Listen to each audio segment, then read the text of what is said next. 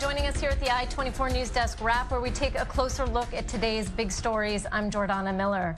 The Indian Prime Minister Narendra Modi is wrapping up a three-day visit here in Israel, largely considered a success. He has spent the 3 days with the Prime Minister touring both in Jerusalem in the north and in Tel Aviv, getting a tech demonstration today. Now, joining us here in the studio to talk more about this trip is Ellie Hochenberg, our diplomatic reporter, and at the airport, our international affairs reporter, Owen Alterman. Ellie, let's start with what was on the agenda today. Yeah, so the two leaders started the day by taking a helicopter ride to the northern city of Haifa during their trip there. Netanyahu explained to Modi a bit about the geopolitical situation here, mainly showing him how tiny Israel is, especially in comparison to India, of course. There they went to a British cemetery to pay tribute to fallen Indian soldiers of World War I, and from there they headed back to Tel Aviv, not before having a very unusual or unorthodox stop at the beach. Let's take a look, or perhaps more accurately, a listen to what both leaders had to say again in this very unique encounter they had earlier today. Great. Alive. We're alive. We're here on the beach. Two friends, India, Israel, and we went on a jeep. Yeah. But it's a choo-choo jeep. Prime Minister, it's a pleasure to have you. It's a Galmobile. You can say whatever you want. I'm very, very thankful to Bibi because the vehicle which I saw today, particularly in the natural calamity, when people are suffering for the drinking water, this is the very unique type of vehicle which can provide a drinking water and how to do the process. It's a very, very simple way. I'm sure this is a unique product. Thank you so much. Toda rabah. Toda lachem.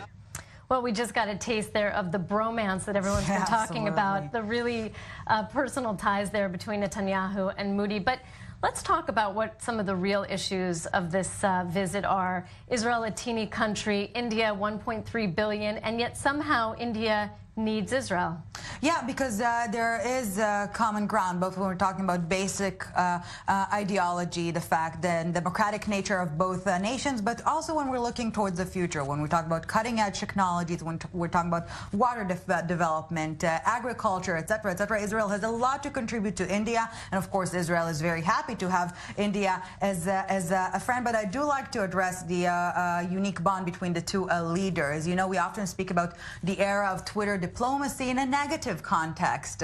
We see President Trump using it in a somewhat dubious manner, but throughout this visit we've seen both leaders tweeting all day long in the respective language of the other nations, and this is how technology or the unique bond between two leaders can really exceed the borders of formality and reach the hearts of the people. And I think this is a very unique aspect of the visit. But as you've mentioned, many concrete issues from technology through water and agriculture, even space programs are on the agenda, and a general sense of a mutual strategic vision, if you will, right. that both countries are sharing. Viewers, that the Indian president invited the Israeli Prime Minister to the Indian Prime Minister, and Netanyahu is positive. Yeah, he's going to head there soon. Let's take let's go to Owen Alterman, our international affairs reporter, who is. Oh, we seem to be having a technical problem with Owen. One thing, Ellie, that has not been addressed on this visit are India's strong ties with Iran. It's one thing that's been kind of skipped over in the same way that any discussion of the conflict with the Palestinians has been skipped over, and Modi's controversial decision not to go to Ramallah. Yes, well, officials have been telling us that the focus of this historic visit was really to enhance bilateral ties. It was not about international forums or diplomatic agenda. It's definitely not about the Israeli-Palestinian conflict, and perhaps we're not used to it here, but the bilateral relationship has a lot to go to, and this is why the focus on both sides was on that topic rather than other global players. And we can also see Israel having a positive relationship with Russia, for example, a close ally of Iran. So a new era of diplomacy, at least from the Israeli perspective. Thanks. We now can go to our foreign international affairs reporter, Owen Alterman. Hi, Owen. Good to see you up there. Tell us what's going on there at the airport. Has Modi actually taken off yet? Not yet, but the ceremony has ended, Jordana. A very, very brief ceremony. The Prime Minister of Israel, Benjamin Netanyahu, arrived first, went to the end of the red carpet. The army band played with its trumpets for just a moment, and then a few minutes later, the Indian Prime Minister Narendra Modi arrived in his car, walked to the end of the red carpet, was greeted by Prime Minister Netanyahu. They said their goodbyes, and then Narendra Modi ascended the flight of stairs to the plane. He'll take off for Hamburg. He's going to the G20 summit along with Donald Trump and Vladimir Putin so famously, and so many other major world leaders. The next big event on the international calendar, but of course at the end of a 3-day visit that was historic here in Israel, the first ever time that an Indian Prime Minister, a serving Indian Prime Minister, has come here to Israel. Oh, and looking back over these 3 days, it's hard not to call this trip really a successful one. Oh, absolutely. From the perspective of Israel and the perspective of Prime Minister Netanyahu, this was a real chance for Israel to show its acceptance on the international stage when a country as large and as important and as prominent as India comes here, especially after 25 years and after the history of this relationship, which wasn't always so close. And from the Indian perspective, Jordana, I can say by being on the ground the last few days, a lot of interest in this trip by the Indian media, a lot of Indian reporters here to cover it. Prime Minister Modi spent 2 full days here. We were at the event last night held by the Indian diaspora here in Israel, both Indian expatriates working and living here temporarily, and the estimated 80,000 Jews of Indian origin who have immigrated here to Israel. A lot of excitement about this visit, a lot of enthusiasm as Prime Minister Modi now goes on to his next stop and leaves behind this historic visit.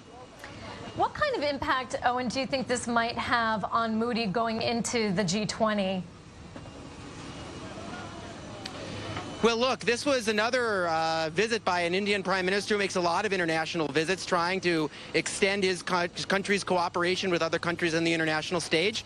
But there are a lot of thorny issues awaiting India. Look, there was thoughts of an Indian-Chinese meeting, a meeting between Prime Minister Narendra Modi and Chinese President Xi Jinping on the sidelines of the G20 summit. That doesn't look like it's going to be happening because of a border dispute between the two countries. They have a history of tension, and the Chinese upset about this, saying that India violated the border arrangements between the two countries. So there's not going to be a meeting, and that just shows that, again, the world stage is so complex and geopolitics are in such a shift because what many see as the retreat of American leadership and the rise of powers like India and like China and like Russia. So again, a very complicated world that awaits Narendra Modi and the rest of these leaders as they convene in Hamburg.